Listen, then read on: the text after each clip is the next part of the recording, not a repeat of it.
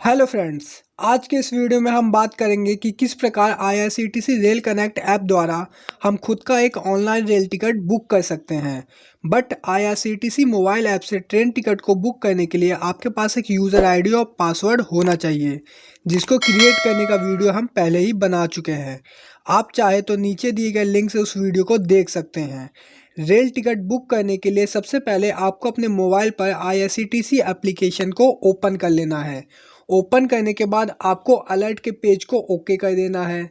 इसके बाद आपको कुछ इस प्रकार का इंटरफेस दिखाई देगा, जहां आपको राइट हैंड साइड पर लॉगिन को क्लिक कर लेना है। लॉगिन पेज पर आपने जो 4 डिजिट का सिक्योरिटी पिन बनाया है उसे एंटर करना है और नीचे दिए गए कैप्चा को कैप्चा बॉक्स में एंटर करने के बाद डायरेक्ट लॉगिन कर लेना है। लॉगिन के बटन को क्लिक करते ही पेज कुछ इस प्रकार का दिखाई देगा, जहां न्यू रेल टिकट बुक करने के लिए आपको प्लान माई जर्नी का ऑप्शन मिलता है। इसके माध्यम से आप एक नया टिकट बुक कर सकते हैं। साथ ही में आपको यहां एक सेकंड ऑप्शन भी दिखाई देगा, जहां पे लिखा है माई बुकिंग, जहां पर कि आप अपने बुक किए हुए सभी टिकट्स देख सकते हैं। इसके साथ ही आपको पीएनआर इंक्वायरी का ऑप्शन भी देखने को मिल जाएगा, जहां से आप अपने पीएनआर के स्टेटस को चेक कर सकते हैं कि आपका टिकट वेटिंग में है या कंफर्म। इसके साथ ही अगर आप अपना बुक किया हुआ टिकट कैंसिल कराना चाहते हैं तो ये एप्लीकेशन आपको वह ऑप्शन भी प्रोवाइड कराता है। तो न्यू रेल टिकट बुक करने के लिए हम प्लान माई जर्नी के ऑप्शन पर क्लिक करते हैं। क्लिक करने के बाद यहाँ आपके सामने कुछ इस प्रकार का डिस्प्ले ओपन हो जाएगा। यहाँ आपको पहला ऑप्शन मिलता है फ्रॉम का और दूसरा ऑप्शन टू का। तो फ्रॉम में आपको जिस सिटी से ट्रैवल करना है उसे सेलेक्ट करना है।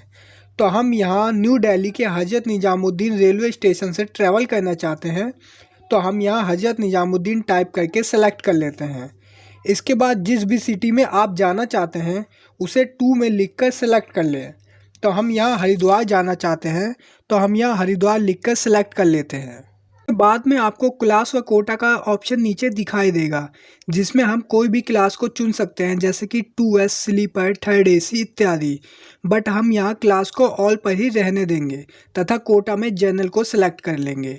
इसके बाद नीचे आप जिस भी डेट पर ट्रैवल करना चाहते हैं उसे डिपार्चर डेट पर जाकर कैलेंडर के माध्यम से बड़ी आसानी से आप सेलेक्ट कर लें और ओके कर दें।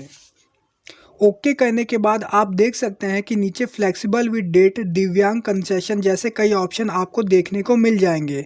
अगर आप इनमें से किसी भी फैसिलिटी को इस्तेमाल करना चाहते हैं तो आप उन्हें सेलेक्ट कर सकते हैं। अगर आप कोई भी सुविधा नहीं चाहते हैं तो इसे ऐसे ही रहने देना है और नीचे सर्च ट्रेन को क्लिक कर देना है। इस ट्रेन के ऑप्शन को क्लिक करते ही आपके सामने आपकी ट्रैवल डेट पर कई सारे ट्रेन्स के ऑप्शन दिखाई देंगे, जहां पर कि आप अपनी सुविधा के अनुसार जिस ट्रेन में भी ट्रैवल करना चाहते हैं उसे सेलेक्ट कर लें। तो आइए हम अपनी ट्रेन सेलेक्ट करते हैं। जैसा कि आप देख रहे हैं कि सबसे ऊपर ट्रेन का नेम और नंबर शो ऑफ कर रहा है। इसके बाद नीचे ट्रेन का स्टार्टिंग स्टेशन और टाइम दे रखा है और दूसरे ऑप्शन पर फ्रॉम यानी किस स्टेशन तक ये ट्रेन जाएगी और पहुंचने का टाइम दे रखा है। इसके बाद सबसे नीचे बर्थ का ऑप्शन दिखाई देता है, जैसे 2S, स्लीपर, थर्ड एसी इत्यादि।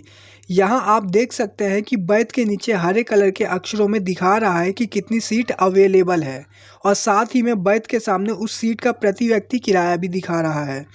तो चलिए हम अपनी क्लास सेलेक्ट करते हैं। यहाँ हमें 2S यानी कि सेकंड सीटिंग में ट्रैवल करना है, तो हम 2S को सेलेक्ट करके ओके कर लेते हैं। अब आप देखेंगे कि नीचे ऑप्शन आ रहा है प्राइस का, कि जिसका प्राइस नीचे शो ऑफ कर रहा है 135 रुपीज़। अब आपको पैसेंजर डिटेल ऑप्शन पर टैप करना है। इसके बाद आपसे कंफर्मेशन मांगेगा, जिसे आपको एग्री कर लेना है। इसके बाद जो नेक्स्ट इन्फो आता है वह सीनियर सिटीजन से रिलेटेड है, कि इस ट्रेन में सीनियर सिटीजन कंसेशन अलाउड नहीं है। आपको इसे ओके कर लेना है। ओके करने के बाद पेज कुछ इस प्रकार का दिखाई देगा। पेज पर आपको अपने पैसेंजरों की लिस्ट को एंटर करना है। तो आइए हम यहाँ सेलेक्ट पैसेंजर पर जाकर ऐड न्यू पर क्लिक कर लेते हैं।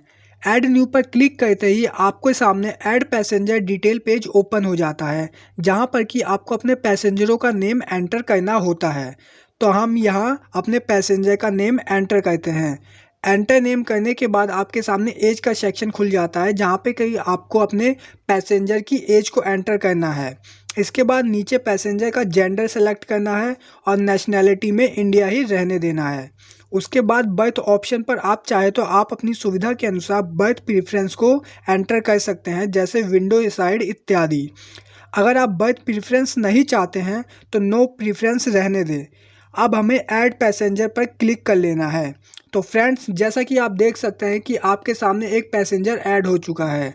अगर आप और भी पैसेंजरों को ऐड करना चाहते हैं तो ऐड न्यू पर जाकर पैसेंजर ऐड कर सकते हैं। यहाँ पर मैं अपने कुछ फ्रेंड्स के साथ ट्रैवल करने जा रहा हूँ, तो मैं उनकी डिटेल भी फिल कर लेता हूँ। यहाँ पर हम ऐड न्यू पैसेंजर पर आ जाएंगे और name, age, gender, nationality, birth option मैं सेलेक्ट कर लेता हूं और नीचे ऐड नाउ पे क्लिक कर लेता हूं। तो फ्रेंड्स, जैसा कि आप देख सकते हैं कि यहाँ हमारे पैसेंजर ऐड हो चुके हैं। इसके बाद जो ऑप्शन है वह है पैसेंजर मोबाइल नंबर का। आप यहाँ उस मोबाइल नंबर को एंटर कर दे जिस पर आपको अपनी ई टिकट चाहिए। तो हमें इसी मोबाइल नंबर पर अपना ई टिकट चाहिए, तो हम इसे ऐसे ही सेम रहने देते हैं।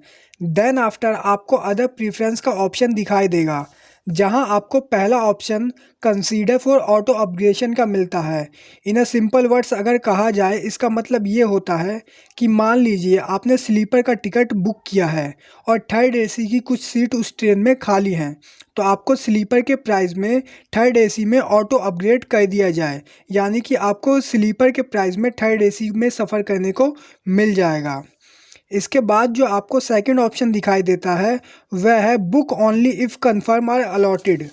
इसका मतलब ये होता है कि आपकी टिकट तभी बुक की जाए यदि आपकी सीट कन्फर्म है।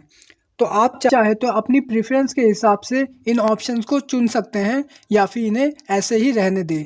इसके बाद जो ऑप्शन आपको मिलता है वह है किसी पर्टिकुलर ट्रेन के कोच में टिकट अगर आपको चाहिए तो आप उस पर्टिकुलर कोच का नेम एंटर कर सकते हैं या फिर इसे ऐसे ही छोड़ दें। इसके बाद आपको डेस्टिनेशन एड्रेस का ऑप्शन मिलेगा, मतलब कि आप जहां जा रहे हैं वहां का एड्रेस आपको यहां पर एंटर करना है। तो सबसे पहले आप जहां जा रहे हैं वहां का पिन कोड पिन बॉक्स में एंटर कर दें। तो हम पिन बॉक्स एंटर कर देते हैं। पिन कोड एंटर करते ही वह आपका डेस्टिनेशन का स्टेट व डिस्ट्रिक्ट अपने आप सेलेक्ट कर लेगा। इसके बाद आपको वहां का पोस्ट ऑफिस सेलेक्ट कर लेना है। इसके बाद आपको एड्रेस लाइन एंटर करनी है, तो हम यहां पर अपनी एड्रेस लाइन को एंटर कर लेते हैं। एड्रेस लाइन एंटर करते ही डेस्टिनेशन एड्रेस कंप्लीट हो जाता है। अब आप स्क्रॉल करके नीचे पेमेंट मोड पर आ जाइए। पेमेंट मोड पर आपको दो तरह के ऑप्शन देखने को मिल जाते हैं। पहला, पे through debit and credit card, net banking और वॉलेट्स। और जो सेकंड ऑप्शन है वह है पे थ्रू भीम यूपीआई।